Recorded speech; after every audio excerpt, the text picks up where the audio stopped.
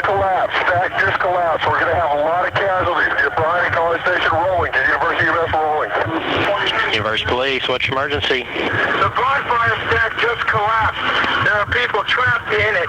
Okay, we've got units on the way. College Station Fire Department, Sean. An emergency case. Hi, this is Sharon from the University EMS. Stack site just fell. Bonfire just fell over. Yeah, we already have ambulance on the way. Great. Do you know how many injuries y'all got? I think there was an estimate thrown out about 30, but you know how accurate those are. Yeah, if you can find out, let me know. We've got one ambulance, so we can send you another one if needed. Okay, where are you? I am at the bonfire field right now, and stack just fell. Okay, can you see how many people are injured or anything? I have no idea. Okay, hold on. Oh, please. University Police, this is Steve on. How may I help you? Aggie bonfire. Like, everything is stacked. Just collapsed. Oh, my God. Okay, everyone's en route over there, okay? Oh, my God. Aggie bonfire stacked. It's just them, okay? Okay, bye. It's okay. We're sending them right now, okay? 2106, 2120, 21. They're all en route over there right now, okay?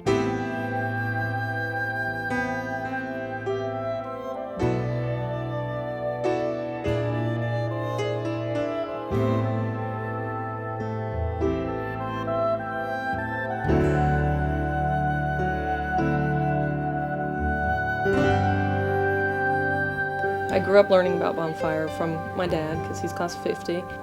We moved to Texas when I was in high school, came to my first Bonfire when I was in 10th grade, and that's when it was still over on Duncan Field. And like everybody, you're in awe of the number of people out there and just the amazing spirit that you see out there. In preparation for the Texas game, both Corps members and non-regs unite to cut and stack the annual Aggie Bonfire.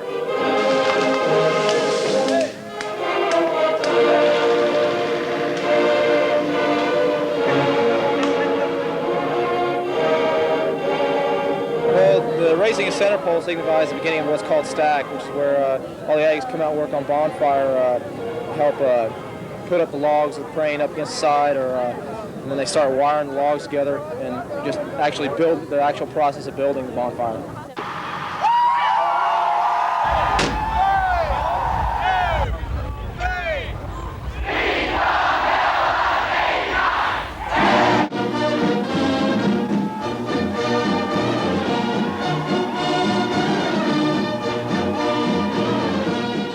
Texas A&M and the students build a great bonfire, but the truth is bonfire builds great people, and it's true because of the camaraderie and the friends you make. We do this every year, but every year it gets better. Work numerous hours. We got thousands of people out here working 24 hours a day. We get out here and we build a fighting 6-second bonfire, so we'll beat the hell out of TU. The best thing about bonfire is everybody. This is one tradition that everybody comes to.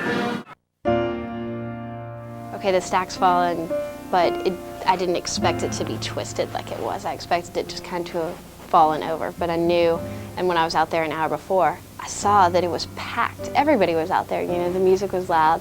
They were having a great time, and so to go from that atmosphere to the atmosphere that I saw when I got there, when it was utterly silent. All you could hear was yellings and screams of people, you know, trying to gather their friends and stuff like that. It was just amazing in my mind to see the difference.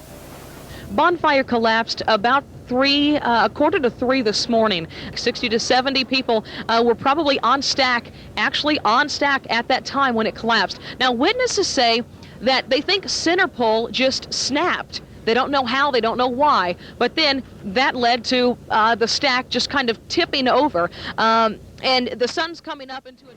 You just couldn't believe that it had happened because, you know, the bonfire is perhaps the happiest time on the A&M campus each year. It's something that unifies a campus that's already incredibly unified, but it brings everybody together.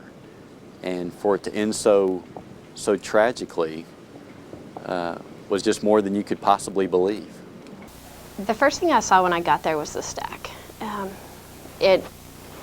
The way that it was twisted, and everyone saw this, the way that it was twisted was so grotesque. My eyes were just focused on that, and I just began running over there. I parked my car, I left it. I wasn't thinking that I was just an A&M student, that I was just seeing this chaos. I was thinking, I'm a journalist, I need to be here, I need to get this story. I need to call and I need to stop the paper, but right now I need to capture what's going on out here. I remember talking to Mike and Michelle on the morning show, live report, and in the distance, seeing hearses drive by. That I almost lost it then. Mike, I'm here, I'm seeing it, I've got to believe it, but I tell you what, it's hard to take, especially seeing hearses pulling away. I mean, parents are going to find out today that their child is gone after a bonfire accident. You just don't think it's going to happen.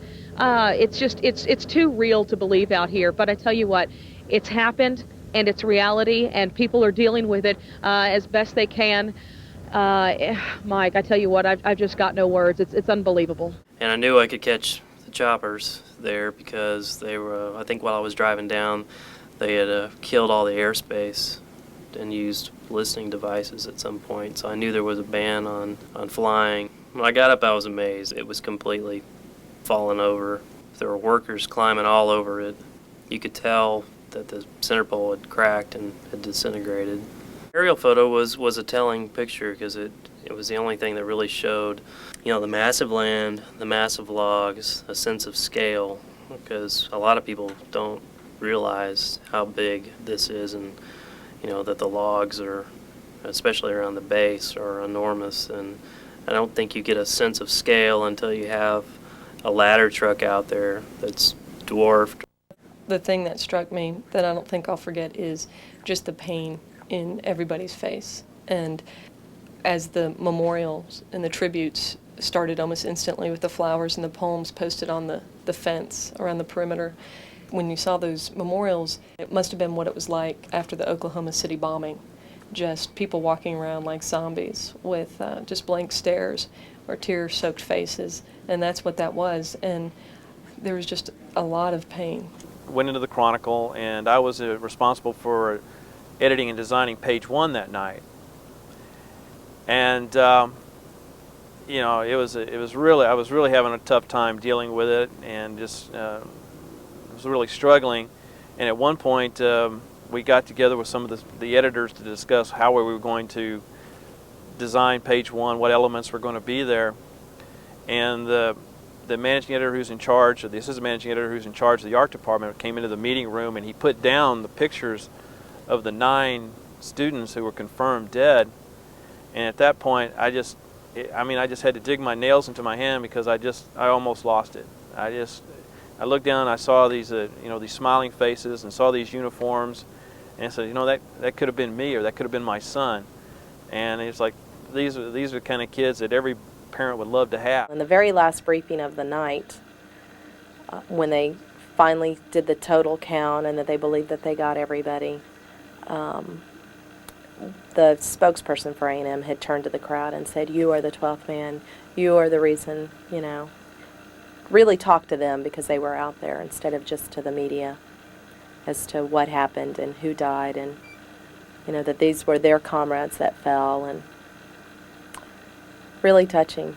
I don't think that any member of the media who was out there, whether they were an Aggie or not, walked away from there without feeling something, because it was a real tragedy.